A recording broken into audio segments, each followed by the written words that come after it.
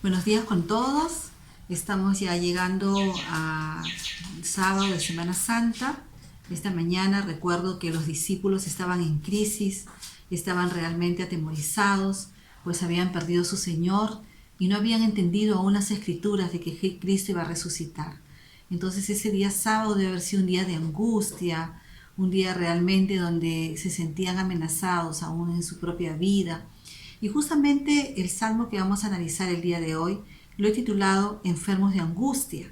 Y el propósito es confiar en el poder de Dios. Confiar en el poder de Dios. Ese Salmo 6, vamos a leer del versículo 2 al 3, aunque como les digo, sería bueno que en casa ustedes leyeran todo el Salmo para que vieran todo el contexto completo de la enseñanza que estamos aprendiendo día a día. El Salmo 6, versículo 2 al 3 dice así: Tenme compasión, Señor, porque desfallezco. Sáname, Señor, que un frío de muerte recorre mis huesos. Angustiada está mi alma. ¿Hasta cuándo, Señor? ¿Hasta cuándo? Recuerdo una de las crisis más fuertes de mi vida y mi primera reacción fue llamar al celular de mi esposo. Y él estaba en una reunión de trabajo y no me podía atender. El asunto era muy grave, así que marqué desesperada el celular de mi mejor amiga y también estaba apagado. Entonces comprendí que por más que necesitara el apoyo humano, Dios estaba esperando por mí con los brazos abiertos. Me arrodillé en mi habitación y desahogué el clamor de mi alma. Oré y lloré.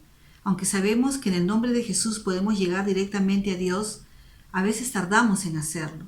Cuando estás en angustia, ¿a quién acudes? El escritor de este salmo también sufría una angustia profunda. Él dice que desfallecía, se sentía enfermo y le pide a Dios que no lo castigue implorando su misericordia.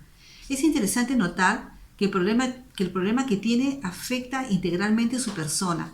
Él menciona sus huesos y su alma, aludiendo a un sufrimiento físico y emocional. Él dice: un frío de muerte recorre mis huesos. ¿Te has sentido así? Abatido, abatida, turbado, turbada, enfermo, y también le has inquirido a Dios: ¿hasta cuándo? El salmista es muy explícito al describir su dolor. Dice que sufre de día y de noche, que se ha consumido a fuerza de llorar, que se siente débil y sin fuerzas. ¿Te parece familiar?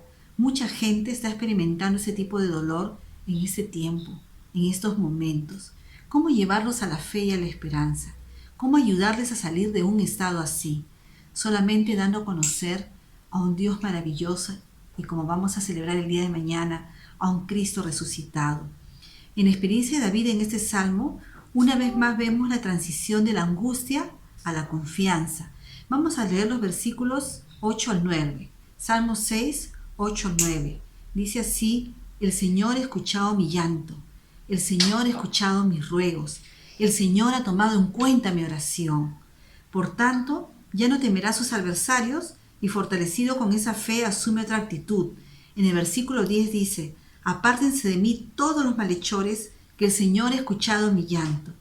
Todos mis enemigos quedarán avergonzados y confundidos. Su repentina vergüenza los hará retroceder. Qué poderosa es la oración.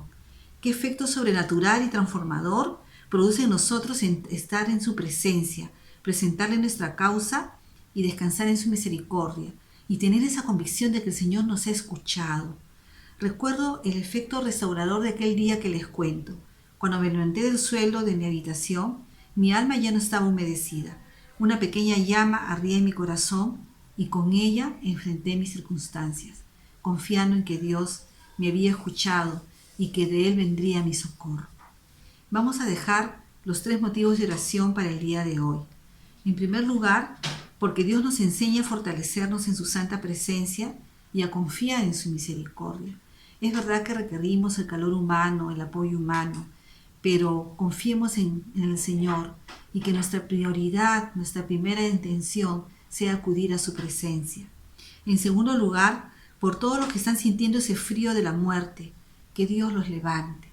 Hay personas que están agonizando, personas que están con un respirador artificial, personas que están conscientes de que están camino a la muerte y no conocen al Señor.